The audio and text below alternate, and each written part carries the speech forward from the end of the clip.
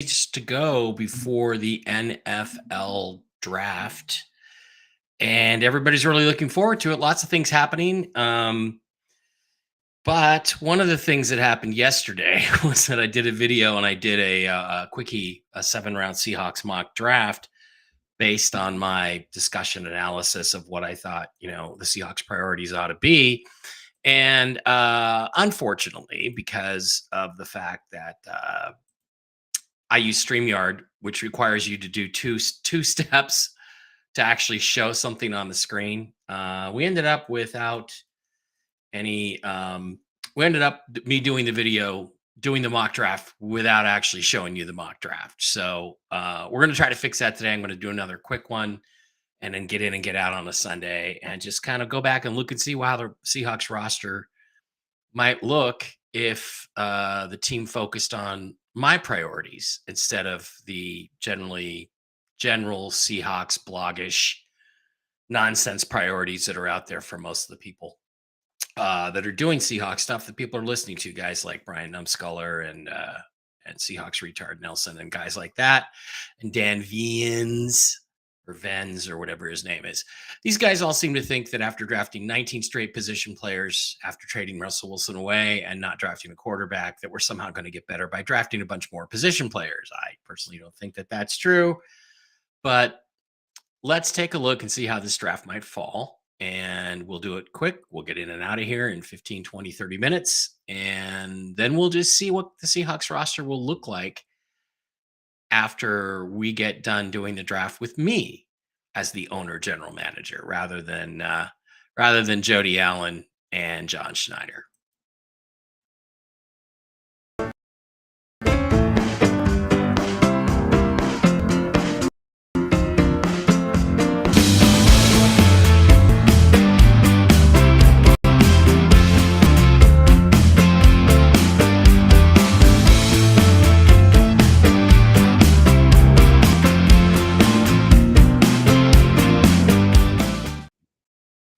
Wow. Something about my internet connection is suckage today, and that song broke up. But we're back.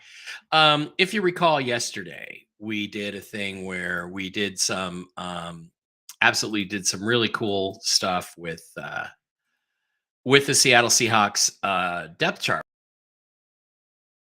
when we went and did our draft. We actually picked up a bunch of guys that I thought were okay. Connection lost. Don't know what's going on. But let's slide over and take a quick look at what that depth chart ended up looking like. We ended up drafting Spencer Rattler in the first round at 23. We took Peyton Wilson in the second round to solve our linebacker problem. We took Fatui from the Washington Huskies. We took all kinds of interesting players that filled out our roster. Tavondre Sweat ended up falling to us in the fourth round, high in the fourth round at pick 101. So this is how we filled the roster out. And it looks like we got things going pretty well.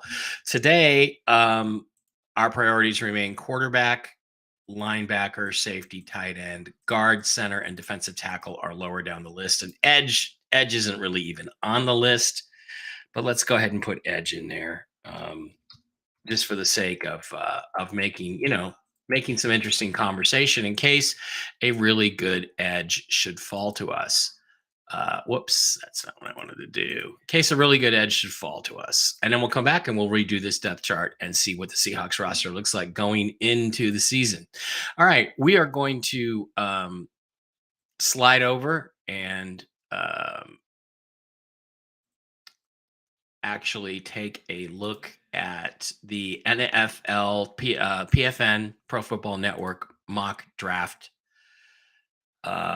simulator and hope that we can get something interesting. Okay, there it is. And we're all set. Okay, so we're going to use PFN today because we've been using Sportskeeda, and they're basically the same, except what's different is the ranking. So we're going to go 7 rounds. We're going to go fast, and the only team we're going to draft for is going to be the Seattle Seahawks. So we are going to go enter solo draft and let it go, and kaboom. All right. Before we look at our trade offers, let's see what happened here at the top of the draft. Caleb Williams went to the Bears. Drake May went to the Washington Redskins. Jaden Daniels went to the Patriots. Marvin Harrison Jr. went to the Arizona Cardinals. And I think this is what's going to happen. People are talking about four being a destination for people that want to trade up, but the Cardinals already have lots of picks. Look at it. They have got like five picks in the top 104, six, 1, 2, 3, 4, 5, 6, 7 picks in the top 104. They don't need any more picks. So I think they're going to stick and pick. I think they're going to take the most elite player on the board, and that would be Marvin Harrison Jr. Joe Alt goes to the Chargers. I don't agree with that. I think they're going to take a receiver. Malik Neighbors, J.J. McCarthy, Dallas Turner, Olaf Fashanu goes to the Bears. Again, I think the Bears trade out of either the first or the ninth pick to get some extra picks because they've only got a few in this draft. I think they've only got 4 picks. Yeah. So, granted, they're all in the meaty part of the draft between picks 1 and 122, but they probably would try to add some more. Talise Fuaga, who I think is the best tackle in this draft, goes to the Tennessee Titans at number 11, where they traded with the Vikings to let them come up and take J.J. McCarthy. Terry and Arnold, Amarius Mims, Jared Verse, Brock Bowers. Now, the Seahawks are on the clock. Look, let's be honest. If I'm there at 16, we all know Michael Penix is my QB1 in this draft. I think he's the best quarterback in the draft. I don't think there's any question whatsoever about his ability to throw the football and make plays downfield. So, once again, I just don't see any way that he makes it to the Seahawks at this point at 16, but just on the off chance that he does, no, we're still going to ignore it. We're not going to go with that. So let's take a look at our trade offers here at 16. We have a couple. We have one from our arch enemies, the Rams. They're offering us 19 and 52 for 16 and 81. They would get our third round pick back. I'm not giving them that. The Cowboys are offering 24 and 56. These are the only two offers we have. I don't want to trade with the Rams. I don't want to help them. I do want to help the Cowboys more than the Rams. So I'm going to accept that offer and pick up a second round pick and move back to 56 on the assumption that Michael Penix Jr. is not available at 16. If he is, I'm sticking and picking and I'm taking him. So boom, boom, boom. We go through.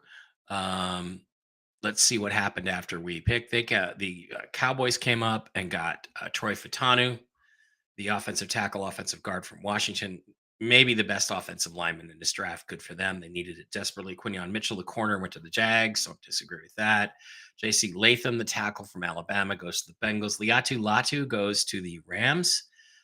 Good edge player, injury history. And here's the thing, too, is my brother Dave Barra, the other Seahawk boy Dave Barra pointed out yesterday, nobody has any problem with Liatu Latu being a first round pick. Nobody has a problem with him going in this range between 15 and 25. Absolutely. Everybody seems to think that's fine. And he's even ahead of guys like Chop Robinson, who are considered elite prospects. His injury history is far worse than Michael Penix. Yet somehow the fact that Michael Penix had a couple of knee injuries 4 and 5 years ago, he's 2 years removed from any kind of serious injury at all, is being held against him. It's being used as an excuse why he shouldn't be taken in the first round. Yet nobody has a problem with the injury history of Liatu Latu, and his injuries were far more serious and far more life-threatening. Yet it doesn't seem to really stop anybody from ranking him up there. So after that, Byron Murphy, the defensive tackle, went to the Steelers. That's the Steelers kind of pick, but I think they're going to go offensive tackle there. Brian Thomas, a wide receiver, goes to the Chargers. So the Chargers, I guess, get an elite offensive tackle and an elite wide receiver. Not an elite wide receiver, but a really good one. Chop Robinson. Nate Wiggins goes to the Giants, who flip-flopped with the Vikings, it looks like, or whoever had the third pick over 23rd pick. Looks like the Giants sent 47 and 70 to the Titans to take number 23. This leaves us on the board at number 24. And I'm going to do the same thing I did yesterday. I look at the offense. I think it's realistic. It's not realistic that Michael Penix Jr. is still there. It is realistic that Bo Nix and Spencer Rattler are still there. Now, yesterday, I took Spencer Rattler. I think Rattler has more star quality than Bo Nix. I think he's the bigger prospect. He has a little bit of character baggage, but he's worked very hard for the last 2 years to overcome that. And I think he's shown that he has NFL character. As a football player, he's exceptional. He's got great feet. His footwork is incredible. His throwing arm is great. He's a little short. I think he's 6'1", 6 feet tall, 211 pounds. That's considered short.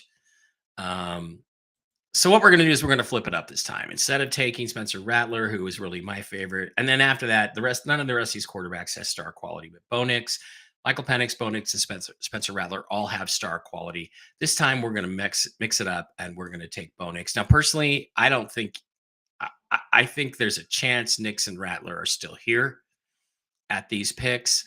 At least one of the two of them will be there. So this time we're going to assume it's Bo Nix. I think Rattler goes 33. I think he goes the top pick in the second round. So let's go with Bo Nix, and we fill our number one need, our quarterback spot. And bam, bam, bam, bam, bam. Now we slide down to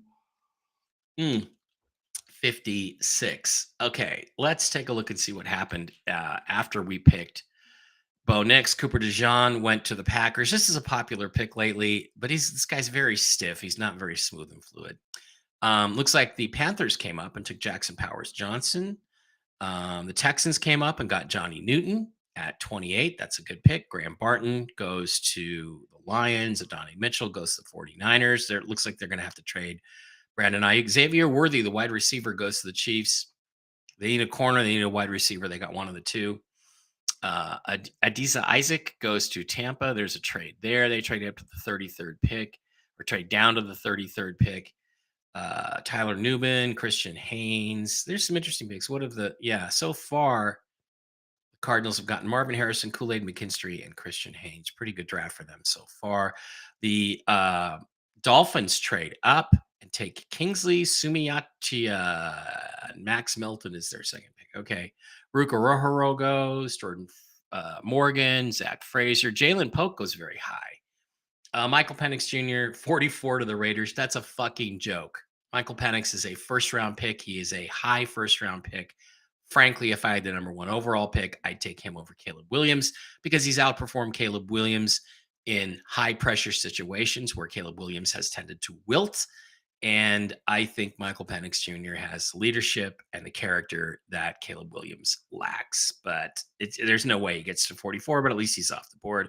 Cooper Beebe, that's a popular pick for a lot of Seahawks fans as a guard, goes in there. Chris Jenkins goes to the Bengals at 49. Who'd they get? They got an offensive tackle and a defensive tackle. Those are their two biggest needs. Good for them. My brother Dave likes Chris Jenkins a lot. Patrick Paul Melton, Mike Melton. Okay, so Max Melton. So if we go back to our depth chart, we have actually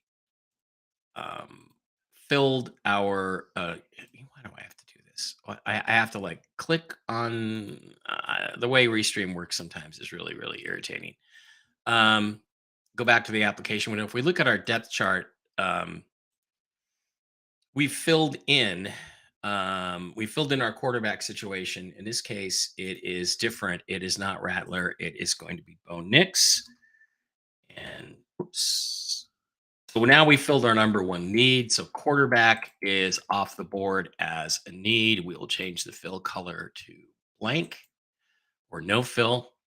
Now we are looking at linebacker, safety, tight end as our top needs. Guard, center, tackle, edge, whatever is still there. So let's take a look and see who is actually. Let's clear all these names out of the other positions we drafted because we don't really know what's going to happen. What's going to happen with that? So let's go back over to our draft board and see who's available and who we might be taking in this particular draft. Let's go back to all, and we look at it now. We got Darius Robinson, the edge, probably a good player, but we don't need another second round edge. We've got a ton of those. Michael Hall, Braylon Trice, Ben Sinnott, Peyton Wilson. Oh man. Okay, so this is tempting. I realize our defense sucked. But if you look at our picks, we have 56, we have 81, we have 102, we have 118, we have 179, we 192 from the trades. This is really hard for me because there are some players that I really like. Michael Hall Jr. is a good player. Braylon Trice, I really like. Peyton Wilson, I love. He's the best linebacker in this class, but we took him yesterday, so we're not going to take him today. We're going to instead take Braden Fisk is a guy I like. Instead, we're going to take a guy. We're going to take a guy that is not one of our top priorities. We have Noah Fant at tight end, but Ben Sinnott. Ben Sinnott is regarded as the next Sam Laporta. He's a guy that a lot of people think is an under the radar tight end, but he may be an outstanding player. Now, the Seahawks don't use the tight end. That's true. They've only got Noah Fant and Pharaoh Brown there. So we're going to just take a jump here. We're not going to go with our needs because linebacker is not a desperate need. We have starters there. We have quality NFL starters at linebacker. I'd love to take Peyton Wilson. We did it yesterday. Let's take Ben Sinnott as the tight end.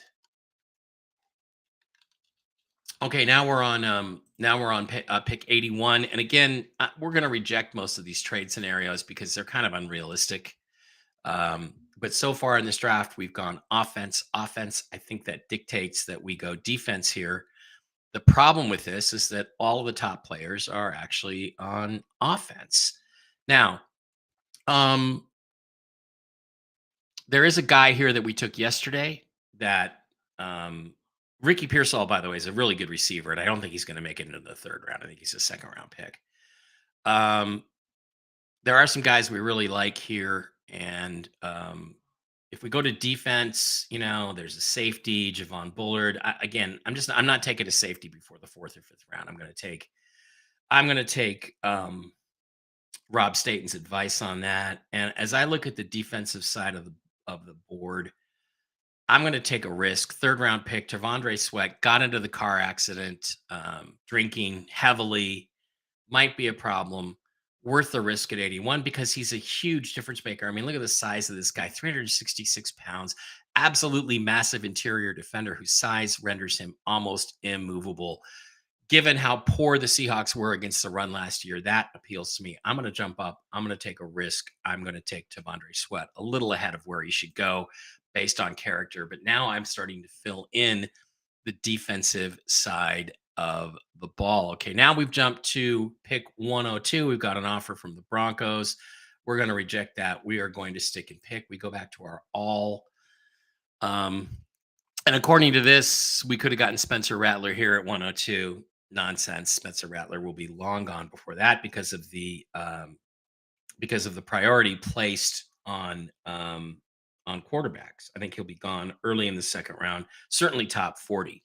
So we still haven't done anything for the offensive line. We haven't done anything for linebacker, and we haven't done anything for safety. Our next pick is 118. I think we can address safety there or possibly linebacker there. I'm going to look for an offensive lineman, and I'm going to not necessarily look at the centers where we've got just a number of names that are kind of like, the guards, Brendan Coleman, are there. Offensive tackle. Yesterday, I took Matt. Well, I call him Gon Calves, but apparently it's Gonzalez. Matt Gonzalez, who the Seahawks did have in for a visit. 6'6", 327. That's guard size. He could be converted to a guard. He could also be an offensive tackle. I also love at the guard situation. I love Zach Zinter, and I don't understand why Zach Zinter is so far down this list. He was probably on track to be a first round pick before he got into this, before he broke his leg. But a broken leg is not a serious accident, so it's really going to come down to me for Zach Zinter or Gonzalez.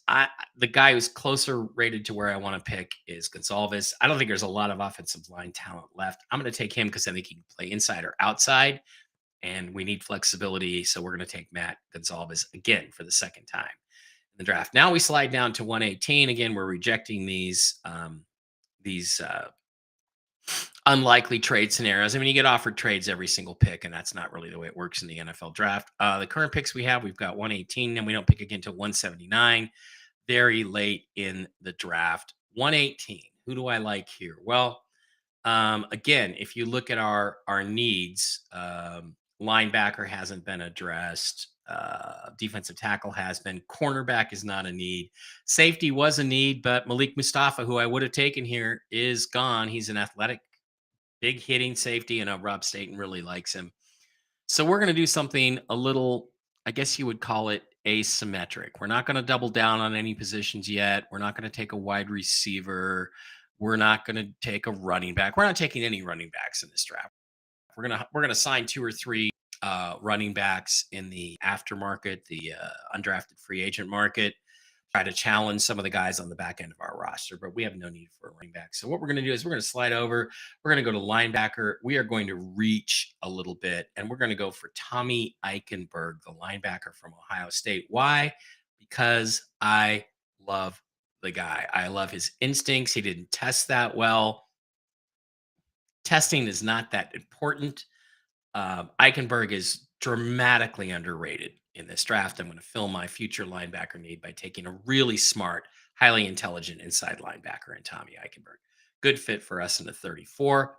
Now we slide all the way down to 179 is our next pick. Again, finally, no offers. There are a bunch of guys here. Zion Tuipola Fute, who we took yesterday. He's more athletic than, as a for instance, he's got more athletic upside than the guy from Washington State, who's also a popular pick for the Seahawks. And did he go already? What's his name? Edge is a good thing as we're looking at edges, linebackers, safeties. We only have a couple of picks left. We haven't taken a safety yet. Are we just going to randomly take a safety just to take a safety? No, we're not going to do that. We're going to go ahead and take Zion Tupola Fatui, the edge, just to challenge Daryl Taylor for a job. Now we're at pick number 192. We look at all the defensive players that are available. Trey Taylor, there's a lot of good players here, and I'm thinking we are going to go with, let's just take the top safety off the board. Patrick Morris, safety from California. We need to fill a safety in, so let's do that. And now we'll pick at 235. And that'll be our last pick in this draft. Um, all these names have gone off the board. So now we're in a situation where we've taken Bo Nix, Ben Sinnott, Tamandre Sweat, Matt Gonzalez, Tommy Eichenberg, Zion Tupola Fate, Patrick Morris, whoever he is. And now we're going to we have a chance to double down on a position. The question is, do you want to double down on, let's say, a center who we haven't taken yet, or do you want to double down on tight end? Here's what I'm thinking. I really want Jack Westover from Washington. 6'2", 243, ran an incredible 40 time, but I do think I can get him. Devin Culp is very high and draftable. Wow, in a lot of in the other drafts, but he's only rated 377 here. That's crazy. We now have 3 tight ends on the roster. We have 2 centers on the roster. I I'm gonna go. I think one of those two. I think one of these two Washington tight ends, Westover or Culp, we're gonna get in free agency. So I'm gonna go with the center, the guy I like. You all know who I like. Is he gone? Is he gone? Oh, they must have changed their rankings. Wow, I was gonna go with Drake Nugent out of Michigan because I like Michigan centers, but he's gone. He is long, long gone. So that slides us back over to doubling down. Let's check the quarterback situation here. Is Tua gone? Yeah, Tua 2 has been taken. I like Tua 2 a lot. We don't have a wide receiver in this draft. Nobody here excites me. We're going to go with another tight end with wide receiver speed. We're going to slide down and take Jack Westover, even though Devin Culp is generally considered the better prospect by most people. We're just going to take Jack Westover and fill it out. So probably a practice squad player. That is it. That is our draft. So we get Bo Nix, the quarterback out of Oregon this time. We get Ben Sinnott. It's possible he makes it to 56. So I was willing to take that pick, but I do think he's a high second round pick. I think he goes top 40, but there's possibility he could slide. Tavondre Sweat, the defensive tackle from Texas. We take a character risk on him, but it's only pick number 81. Matt Gonzalez is going to be our offensive tackle guard. Tommy Eichenberg is our linebacker. Zion Topola Fute is our Fatui is our edge. Patrick Morris is our safety, and Jack Westover is a third tight end. So now, as to we slide over to the depth chart and take a good look at that, this is going to get kind of more interesting than it was. We drafted a little different than we drafted yesterday. Am I frozen again? Okay. We're going to go to application window and we're going to show this. Wow, I'm having major delays in my software here.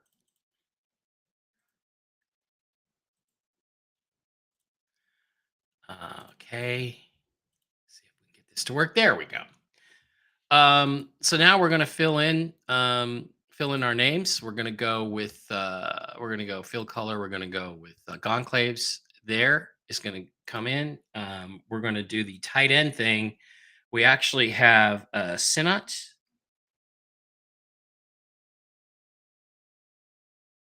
and Westover. So we are set at tight end. We didn't do anything at the tackle spot, so we will take that out. We did not get a third center. We're going to have to sign one in free agency, so we're going to take that out. In terms of our linebackers, we got Tommy Eichenberg, who I really like. I'm really happy with that pick. Um, Safety, we went and got who's the safety? Patrick McMorris. Okay. Patrick McMorris is who we picked up for safety.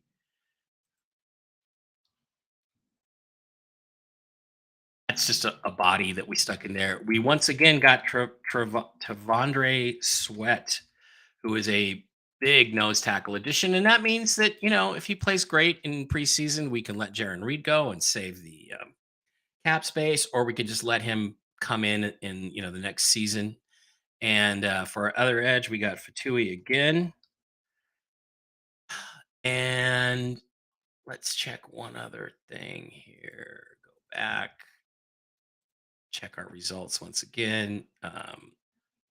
That's it. We got all of our guys on the roster. So now, as I look at this roster, we filled the quarterback need, we filled the linebacker need. We'll go with no fill. We picked up a safety.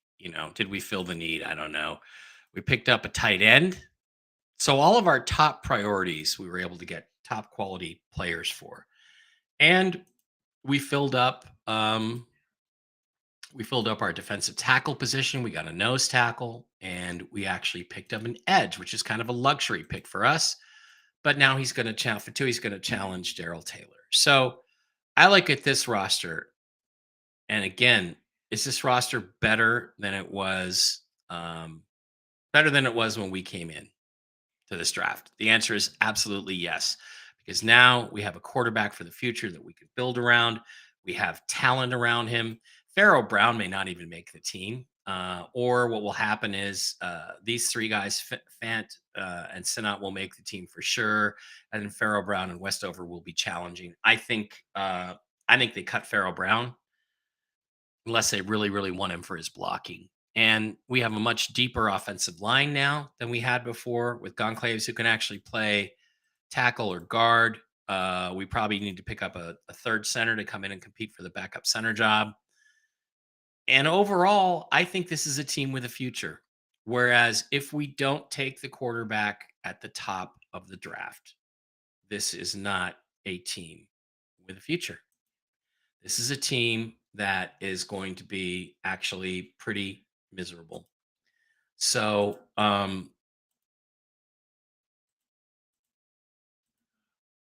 this to me is much better than what we have today. If we do not have if we don't get a quarterback at the top of this, then all the rest of this becomes meaningless because we have nobody who can really pull the trigger and take advantage of the talent that we've built. So the new additions are Nix, Fatui, Eichenberg at linebacker, Sweat at defensive tackle, Gonclaves on the offensive line, Gonzalez, Sinnott, and Westover at tight end. We probably could have gone with an outside guy, a wide receiver instead of a second tight end, but Westover's got wide receiver speed. So this is a roster that I think can start to become competitive depending on how this guy Bo Nix develops. And certainly next year, you're looking at Howell and Nix fighting it out for the starting job. And Gino is almost certainly gone to save the $25 million under the cap. Okay, that's it. That's what I think. That's what I like. Yeah, can't pass to Andre Sweat. I just think Bo Nix wouldn't be targeted in the first, maybe in the second or third. Camille, that's where he's probably rated, but he's going to go in the late first, early second, because the seven top quarterbacks, Williams, Daniels, McCarthy, Latham, not Latham, but Penix, Nix, Rattler. These guys all have first round talent. There may be issues or reasons why they're not considered first rounders, but they all have first round talent. Who did I forget in terms of the quarterbacks? Anyway, they all have first round talents, and if players were taken where they were actually should be valued, quarterbacks, yeah, they'd be spread out for the first 3 rounds. But these guys all have there's a qualitative difference between the top 6 or 7 quarterbacks in this draft and everybody else. And the other guy, when you get into that next group of quarterbacks, you're definitely talking third, fourth, fifth, sixth, seventh round picks. These guys have first round talent. So I think Rattler and Nix are going to go. I wouldn't be surprised if all these guys go in the first round, because I think, again, the thing you're forgetting is how many 4 quarterbacks went basically in round 1 last year. I mean, Will Levis lasted until the first pick in the second round when the Titans traded up and took him. That's essentially calling him a first round pick. The same thing is going to happen this year, because this is actually a better group of quarterbacks than last year. So teams are going to put a premium on quarterbacks. They're going to go up and get them. The Seahawks better be one of them if they expect to have a future. All right, guys, thanks for being here. That's all I got for you today. Don't forget, once again, to like and subscribe and comment, and I will try to be as nice to you as I can be in the comments. Even if you say something really dumb, I'm still going to be okay with that. Thanks for being here. I absolutely do appreciate each and every one of you. And this has been fun for me to do this, and I think I'll continue to do it. I just hope the Seahawks don't screw the pooch, and once again, for the 3rd straight year, completely ignore the quarterback position when there are talented guys that they could take that could give them a future at the position that they do not have right now. That's it. That's what I got. See you.